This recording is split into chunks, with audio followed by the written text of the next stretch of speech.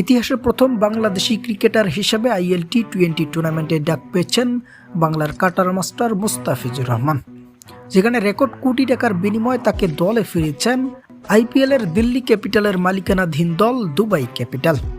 দর্শক, সবশেষ মিচেল স্টার্কের পরিবর্তে মুস্তাফিজকে দলে নিয়েছিল দিল্লি ক্যাপিটাল, আর সেইবার টুর্নামেন্টটিতে দিল্লি ক্যাপিটালের হয়ে মাত্র 3 ম্যাচেই বাজিমাত করে দেখিয়েছেন বাংলার এই তারকা বোলার মুস্তাফিজুর রহমান।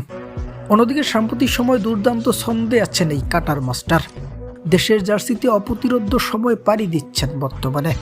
তাই ইতিমধ্যেই আগামীতে অনুষ্ঠিত হতে যাওয়া ফ্র্যাঞ্চাইজিগুলোর নজরে এখন সবার উপরে এখন ফিচ, ফলে একাধিক ফ্র্যাঞ্চাইজি এখনই তাকে দলের জন্য কিনে রেখে দিচ্ছে।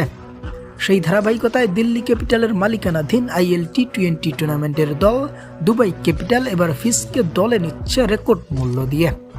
সেই সাথে সাকিব আল হাসানের পরে বাংলার ক্রিকেট ইতিহাসে প্রথম কোনো ক্রিকেটারের 10টি ফ্র্যাঞ্চাইজি লিগের জার্সি গায়ে ওঠার রেকর্ডও গড়তে যাচ্ছেন বাংলার এই তারকা বোলার।